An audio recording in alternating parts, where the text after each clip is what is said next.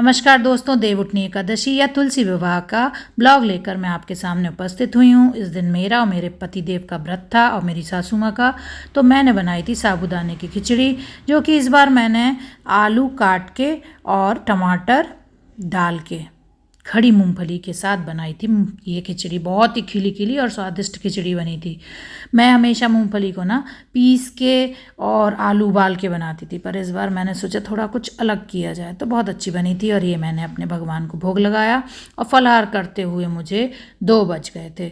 तो हालत हो गई थी खस्ता, पर व्रत में इतने बच जाएँ तो कोई बात नहीं। और ये जो व्रत है ना दोस्तों, मैं बचपन से रखती हूँ।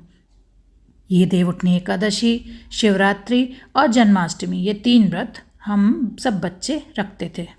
और यहाँ मैं शाम के टाइम लौकी को घिस के धनिया मिर्ची डालकर भजिए, राजगीरे के भजिए की तैयारी करके रख गई थी। और पूरी तैयारी मैंने कर दी थी भगवान के यहाँ। और ये सब मैंने सोचा करके जाऊं, बस इसमें मैंने नमक नहीं मिलाया था, क्योंकि नमक मिलाने से ये पानी छोड़ देता और फिर भजिए बनाने में दिक्कत होती।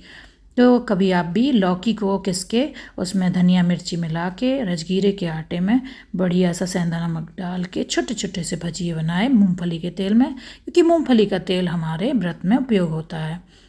ये करके मैं छत पर चली गई थी। शाम के टाइम मैंने यहाँ पर लीपना का काम सब कुछ कर लिया था। अब यहाँ पर आकर मैं तुलसी मैया को व्यवस्थित कर रही थी। फिर याद आया कि तुलसी महारानी को तो मुझे पटली पे बिठाना है। तो फिर मैंने अपने बेटे से सब सामान मंगाया और देखिए आज मैंने बनाई है कद्दू की खीर। तो हमारे यहाँ देवउठनी एकादशी पर कद्दू की खीर ज़रूर ही बनाई जाती है। और आज भगवान को सभी जितनी भी नई फसल की सब्जियां आती हैं उन सबको अर्पित किया जाता है। तो यहाँ मेरी पटली और सब सामान रख के मैं पूजा की तैयारी कर रही थी।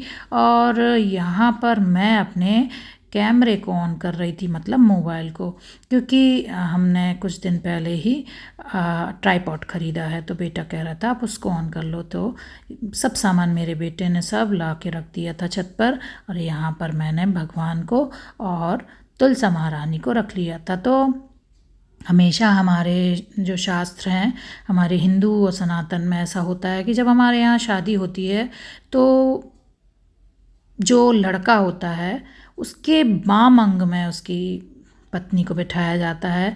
तो यहाँ पर तुलसी महारानी भगवान विष्णु के बाजू में बैठी हैं। तो यहाँ भगवान जी को आज के सालिग्राम जी के रूप में विराजित किया जाता है। तो आज तुलसी सालिग्राम विवाह है और देवउठनी एकादशी भी। तो देवउठनी एकादशी का मतलब ये होता है कि 4 महीने जो भगवान निद्रा में हैं आज के दिन जाग जाते हैं, और उनको हम आज जगा के उनकी पूजा करते हैं और उनसे विनती करते हैं कि आप सबके घरों में सुंदर शुभ कार्य शुरू करवा दीजिए प्रभु, सबके घर में मंगल कार्य शुरू हों। तो सभी के यहाँ आज के दिन से शादियाँ, विवाह और अच्छे शुभ कर्म शुरू हो जाते हैं।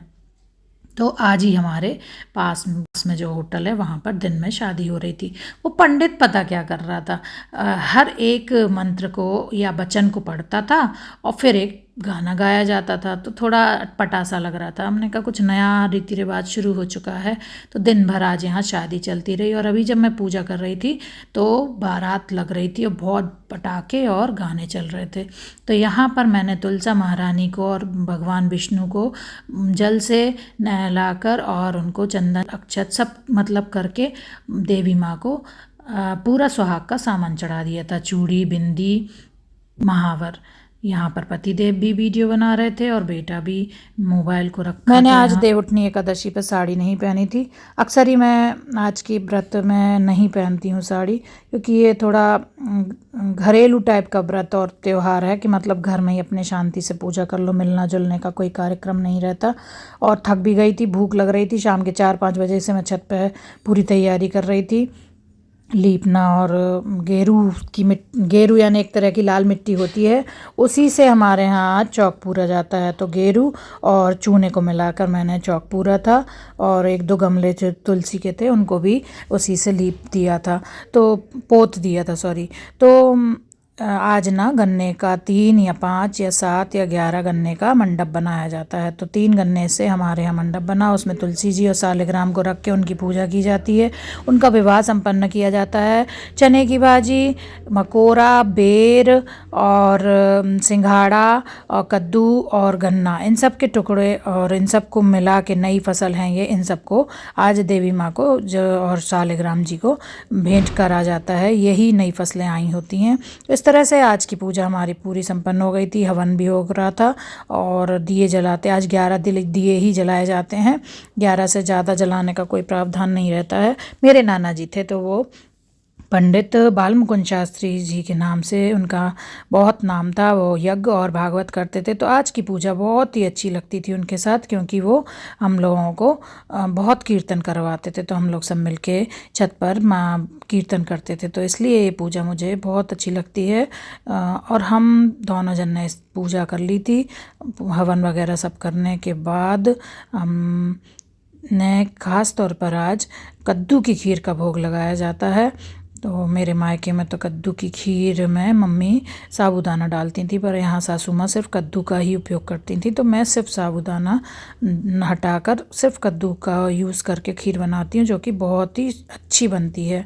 तो आज की जो पूजा है उसमें कद्दू का बहुत महत्व होता है।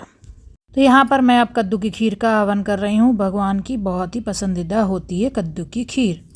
तो भाई अब हो गया था हवन और कर रहे थे आरती। तो आज की आरती होती है भगवान विष्णु की, जय जगदीश हरे, जिसको सभी जानते हैं, गाते हैं और हम बचपन से ही सुनते आ रहे हैं। तो हे जगत के स्वामी, हम सब पर अपनी कृपा बनाए रखना, सबके घर में मांगलिक कार्य करना।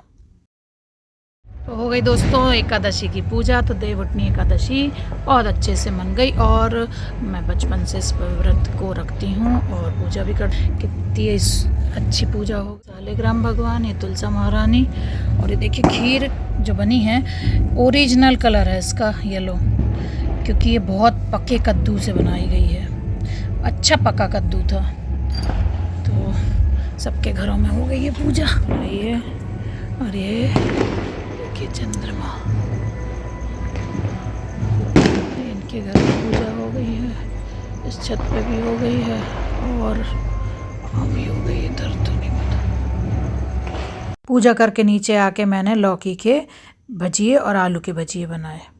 ओम नमो भगवते वासुदेवाय। हे तुलसा महारानी, हे सालिग्राम भगवान, अपनी कृपा हम सब पर बनाए रखना, सबके घर में सुख समृद्धि बनी रहे और सब स्वस्थ और प्रसन्न रहें।